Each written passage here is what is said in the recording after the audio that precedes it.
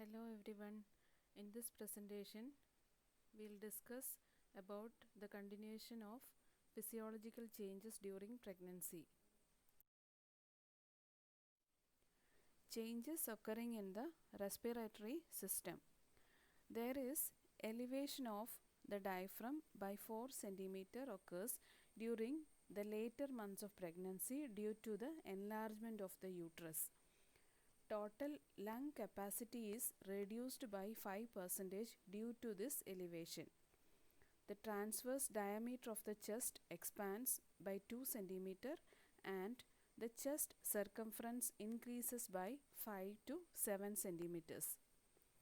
There is progressive increase in oxygen consumption, and this is caused by the increased metabolic needs of the mother and the fetus. The mucosa of the nasopharynx becomes hyperemic and edematous.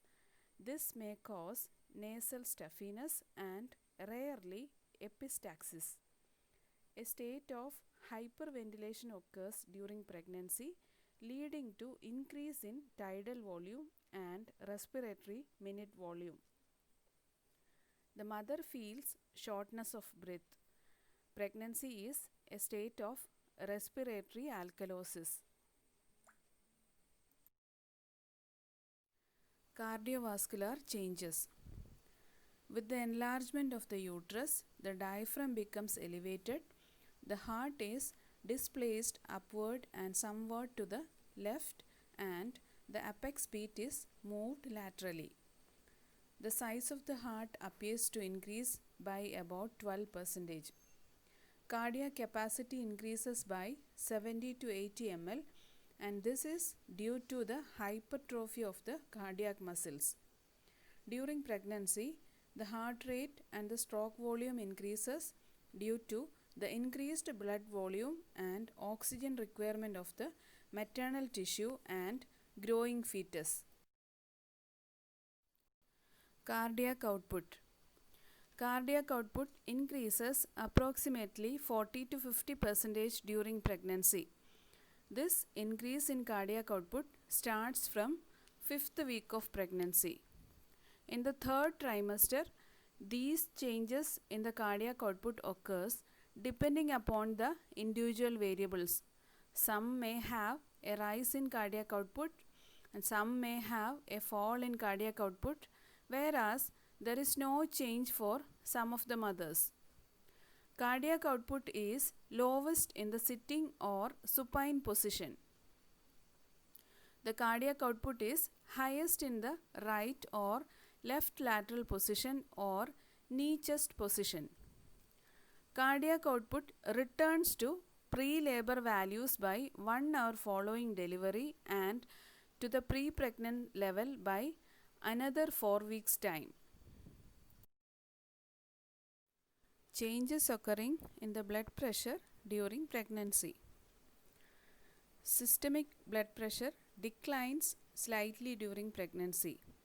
There is a little change in systolic blood pressure, but diastolic pressure is reduced, that is about 5 to 10 millimeters of mercury from 12 to 26 weeks.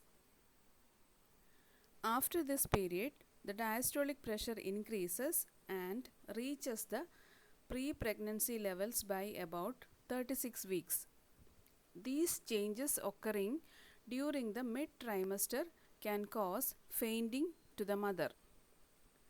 During pregnancy, cardiac output is very sensitive to positional alterations. In the supine position, the inferior vena cava is compressed by the enlarged uterus, and this results in decreased cardiac output. Most of the women do not become hypotensive when lying supine due to opening of collateral circulation. In some cases, that is about 10%, the collateral circulation fails to open up and the venous return of the heart may be seriously curtailed. This leads to the development of hypotension. The mother may experience symptoms like dizziness, lightheadedness, tachycardia, and syncope This is called supine hypotensive syndrome. The normal BP is restored by turning the patient to lateral position. This picture shows the compression of vena cava occurring in supine position and how it is relieved in lateral position. Regional distribution of blood flow. First, the uterine blood flow. Uterine blood flow is increased from 50 ml per minute in non-pregnant state to about 750 ml near term. Pulmonary blood flow, that is normal 6000 ml per minute, is increased by 2500 ml per minute. Renal blood flow, that is normal 800 ml per minute, is increases by 400 ml per minute at 16th week and remains at this level till term. The blood flow through the skin and mucous membrane reaches a maximum of 500 ml per minute by 36th week. Heat sensation, sweating or stuffy nose complained by the pregnant women can be explained by the increased blood flow. Calcium metabolism. During pregnancy, there is increase in the demand of calcium by the growing fetus. 80% of this is required in the last trimester for fetal bone mineralization. The daily requirement of calcium during pregnancy and lactation averages 1 to 1.5 grams. Skeletal changes. As the pregnancy advances, due to the gravid uterus, there is alteration occurs in the posture of the mother. The lumbar lordosis increases in later months of pregnancy. This can lead to numbness, pain, weakness in the arms, etc. The hormones in pregnancy, that is estrogen, progesterone and relaxin, helps in the relaxation of pelvic joints. Estrogen makes the pelvic joints movable. Progesterone relaxes the pelvic ligaments and relaxin softens the pelvic joints and ligaments. There is relaxation of symphysis pubis which may lead to pelvic pain. Lumbar lordosis increases during later months of pregnancy due to enlarged uterus and this produces backache and waddling gait. This picture explains the postural changes during pregnancy. Changes occurring in the urinary system. First, changes occurring in the kidney. The kidneys also work harder during pregnancy. They filter the increasing volume of blood throughout pregnancy. During pregnancy, there is dilatation of the ureters, renal pelvis and calyces. The kidneys enlarge in length by 1 centimeter. Renal plasma flow is increased by 50 to 75%, maximum by the 16th week and is maintained until 34 weeks. After that, it falls by 25%. GFR is increased by 50% throughout pregnancy. Increased GFR causes reduction in maternal plasma levels of creatinine, blood urea nitrogen and uric acid. Changes occurring in the ureter. Ureters become atonic due to high progesterone level. Ureters are dilated above the pelvic brim. The ureters elongates, widen and become more curved, which results in increase in urinary stasis, especially in primigravida. It may lead to infection. The dilatation effect resolves by 6 weeks postpartum. Changes occurring in the bladder. During pregnancy, bladder vascularity increases, muscle tone decreases, and bladder mucosa becomes edematous. Increased frequency of micturition is noticed at 6 to 8 weeks of pregnancy, which subsides after 12 weeks. It may be due to resetting of osmoregulation causing increased water intake and polyuria.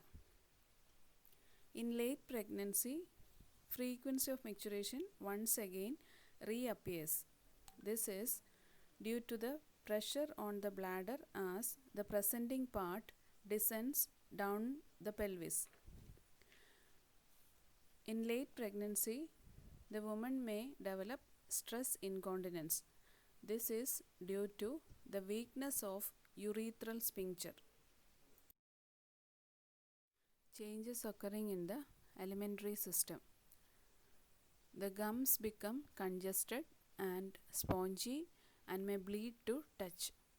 Muscle tone and motility of the entire gastrointestinal tract are diminished. This is due to the high progesterone level. Cardiac sphincter is relaxed and regurgitation of acid gastric content into the esophagus may lead to chemical esophagitis and heartburn. Dyspepsia is common during pregnancy. Gastric secretion is diminished and stomach emptying time is delayed. Risk of peptic ulcer disease is reduced. Due to atonicity of the gut, constipation can occur. Liver and gallbladder. Liver functions are depressed during pregnancy with exception of raised alkaline phosphatase levels. There is marked atonicity of the gallbladder. This is due to the effect of progesterone. This together with high blood cholesterol level during pregnancy may favor the stone formation. Changes occurring in the nervous system. Some sorts of temperamental changes are found during pregnancy and in the puerperium. Nausea, vomiting, mental irritability and sleep disorders can occur in some mothers. This may be due to some psychological background. Changes in the endocrine system. Pregnancy affects almost all hormones in the body. This is because of the effects of hormones produced by the placenta. Now, to discuss about the placental hormones. Number 1 is human chorionic gonadotrophin. This is HCG. It is secreted by syncytiotrophoblast. It can be detected in maternal urine after 8 to 9 days of fertilization. This forms the basis of pregnancy test. It helps in maintaining the secretion of progesterone. Next one is human placental lactogen, HPL. It acts like a growth hormone. It plays a major role in some of the important metabolic processes like increasing maternal blood free fatty acids, glucose and insulin concentration, and increasing lipolysis and insulin resistance. It promotes growth of the breast for lactation. Changes occurring in the pituitary gland. Pituitary gland increases in weight by 30 to 50% and is enlarged to about twice its normal size. Secretion of follicle stimulating hormone and luteinizing hormone is inhibited during pregnancy. Growth hormone level is elevated. Serum prolactin level increases by 10 times. Oxytocin level rises throughout pregnancy and reach maximum in labor. all pregnancy-induced changes in the pituitary revert to normal within few months after the delivery. Changes occurring in the thyroid gland. Size of the thyroid gland increases due to hyperplasia of the glandular tissues and increased vascularity. Maternal serum iodine levels fall due to the increased renal loss and also due to transplacental shift to the fetus. This leads to hyperplasia of the gland. Iodine intake should be increased during pregnancy, that is from 100 to 200 micrograms per day as recommended by the World Health Organization. The basal metabolic rate is increased. This is due to the increase in net oxygen consumption of mother